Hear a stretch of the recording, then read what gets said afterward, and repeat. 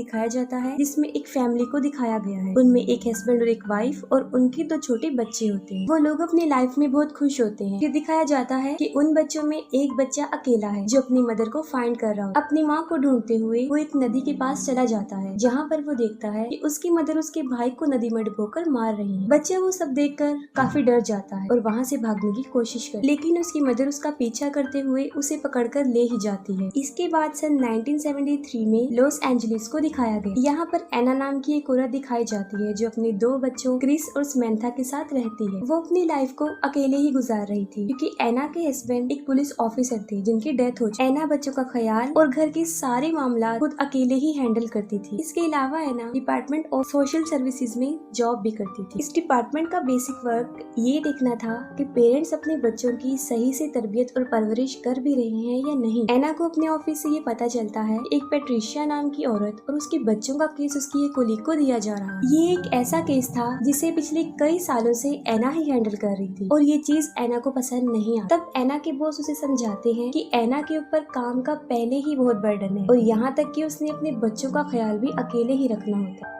और यही वजह है कि वो केस इसके अलावा किसी और को दिया जा रहा है। मगर फिर भी एना इस पर एग्री नहीं हो। वो कहती है कि मैं पैट्रिशिया को जानती हूँ और वो मेरे ऊपर बिलीव भी करती है और उसके बच्चों को तो मैंने अपनी आंखों के सामने ही बड़े होते हुए देखा है। वो कहती है कि उसके अलावा कोई भी ये केस अच्छे से हैंडल नहीं कर सकता। फिर एना के बॉस उसकी बात पर एग्री हो जाते हैं और वो केस एना को ही दे देते हैं। पैट्रिशिया के बच्चों के स्कूल से कॉल आती है कि वो फिर से स्कूल नहीं आ रहे और यही वजह है कि एना को उनके घर जाना था, जिस पर उसके बॉस उसे कहते हैं कि वो अपने साथ एक पुलिस ऑफिसर को भी लेकर जाए और एना एक पुलिस ऑफिसर के साथ पैट्रिशिया के घर पहुंच ही जाती है। सबसे पहले पैट्रिशिया सबको अंदर आने से मना कर देती है, लेकिन फिर एना उसे बताती है कि वो सिर्फ अकेले ही अंदर आएगी और इस बात पर पैट्रिशिया उसे अंदर आने देती है। एना देखती है कि पैट्रिशिया बहुत बुरी तरह डरी हुई है और वो फिर उससे उसके बच्चों के बारे में पूछती है, जिस पर वो कहती है कि वो सेफ, लेकिन एना को उसके बच्चे नजर नहीं आ रहे होते। फिर एना को एक डोर नजर आता है जिसके ऊपर बहुत ज्यादा आइस की पिक्चर्स बनाई होती है। एना उस डोर के पास जाती है जिसे देखकर पैट्रिशिया बुरी तरह भड़क जाती है। वो एना पर अटैक करती है और उसे मारने की कोशिश करती है। तभी फौरन पुलिस वाला वहाँ पर आ जाता है और पैट्रिशिया को पकड़ लेता है और इसी दौरान एना पैट्रिशिया के गले से एक की निकाल लेती है, जिस पर पैट्रिशिया उसे कहती है कि उस डोर को मत ओपन करो, लेकिन एना दरवाजा खोल लेती है और उस डोर के अंदर पैट्रिशिया के दोनों बच्चे होते हैं। वो दोनों बच्चे भी बुरी तरह काफी डरे और सहमे होते हैं और एना को कहते हैं कि दरवाजा बंद कर वरना वो हमें मार दे। एना को इस बात की बिल्कुल भी समझ नहीं आती कि वो बच्चे ला लोरेना की बात कर रहे हैं। इसके बाद उन बच्चों को चाइल्ड सर्विस शेल्टर में भिजवा दिया जाता है। एना देखती है कि उन बच्चों के हाथ में जलने का निशान है, जिस पर वो बच्चे कहते हैं कि ये उसने ही किया। तब भी एना को समझ नहीं आती कि वो किसकी बात कर रही है। इसके बाद एना अपने घर चली जाती है और रात के वक्त ला लोरेना पैट्रिशिया के बच्चों को पानी में डिबोकर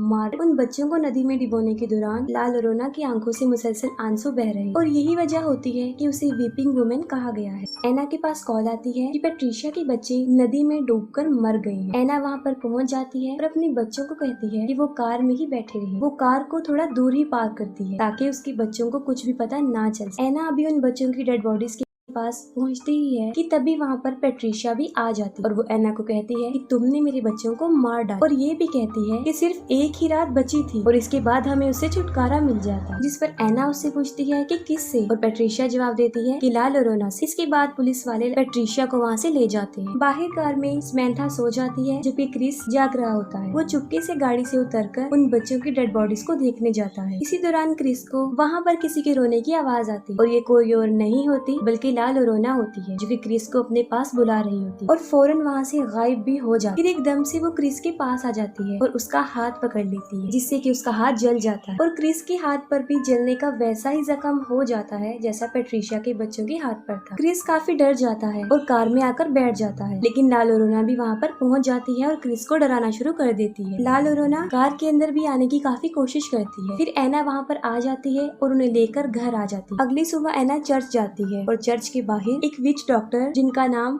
रेफल ओलिवेरा होता है वो खड़े होते हैं। वो अपने जादुई वर्ड्स की मदद से लोगों का ट्रीटमेंट कर रहे होते हैं जिससे कि वो ठीक हो जाते हैं। एना फादर से ला लोरेना के बारे में पूछती है और फादर उसे ला लोरेना के बारे में सब कुछ बता देते हैं। समंथा जो कि अपने घर में खेल रही होती है और उसे भी वहाँ पर ला लोरेना नजर आती है। ला लोरेना समंथा का हाथ भी पकड़ के उसे कर्स बना देती है और समंथा के हाथ पर भी जलने का जख्म बन जाता है। एना घर आ जाती है और वो देखती है कि समंथा बहुत ज्यादा डरी हुई है। एना उसके हाथों पर जले हुए जख्मों के बारे में पूछती है। तब समंथा झूठ बोल देती है कि मैं कहीं पर गिर गई। फिर एक डिटेक्टिव जिनका नाम कूपर होता है वो एना के घर पर आते हैं, जो कि एना के हस्बैंड के फ्रेंड थे। कूपर एना को बताते हैं कि पुलिस वालों को पेट्रिशिया पर ही शक है कि उसी ने ही अपने बच्चों को मारा है, लेकिन पेट्रिशिया और उसके गवाहों का ये कहना है कि मर्डर के दौरान पेट्रिशिया फुल टाइम चर्च में ही थी। कूपर एना को एक फाइल देते हैं ताकि वो पेट्रिशिया के केस के बारे में थोड़ी सी इन्फॉर्मेशन ले सके। फिर दूसरी तरफ हम देखते हैं रेफल को, जो पेट्रिशिया के घर में होते हैं और ला लोरेना के आंसुओं को कलेक्ट कर रहे होते हैं।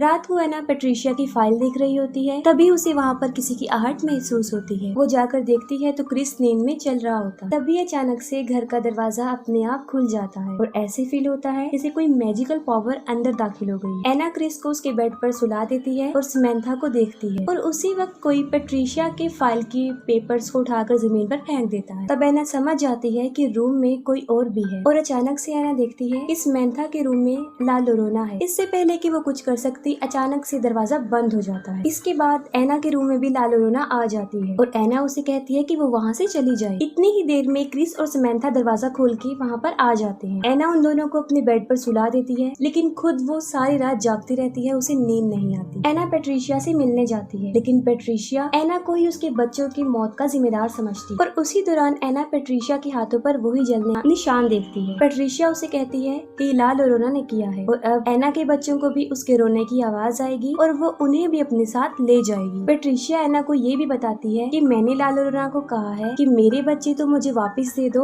और एना के बच्चों को ले जाओ। क्रिस को किसी के रोने की आवाज आती है। पहले तो ला लोरेना उसे डराती है और फिर सीढ़ियों से उसे नीचे गिरा देती, लेकिन मौके पर ही एना वहाँ पर पहुँच जाती है और उसे हॉस्पिटल लेकर जाती है। जब डॉक्टर क्रिस के हाथों पर जलने के जख्म देखता है तो वो डिपार्टमेंट ऑफ सोशल सर्विसेज को कॉल कर देता है। रात को एना के घर पे कूपर और उसकी कोलीग डोना आते हैं और वो ये चेक करने आते हैं कि कहीं एना अपने बच्चों के साथ अब्यूज तो नहीं करती, कि किसी किस्म का कोई तशद्दुद तो नहीं करती। फिर एना क्रिस से ला लोरेना के बारे में पूछती है और वो उसे सब कुछ बता भी देता है। दूसरी तरफ ला लोरेना समंथा को पानी में डुबोकर मार रही होती है, लेकिन मौके पर एना वहाँ पर पहुँच जाती है और उसे बचा लेती है। इसके साथ ही ला लोरेना एना को भी कर्ज कर देती है और बड़ी मुश्किल से एना अपने बच्चों को वहाँ से लेकर भागने में कामयाब हो जाती है। एना चर्च में फादर के पास आती है, तब फादर उसे बताते हैं एनाबेल डॉल के बारे में, कि जब वो एनाबेल डॉल को लेकर आ रहे थे तब उस डॉल ने उन्हें बुरी तरह जख्मी कर दिया। और वो ये भी बताते हैं कि इस तरह की चीजों में शैतानी ताकत होती है और चर्च तुम्हारी हेल्प भी करेगा। लेकिन उन्हें चर्च से सर्विसेज लेने में कई हफ्ते लग जाने थे, लेकिन एना के पास इतना वक्त नहीं था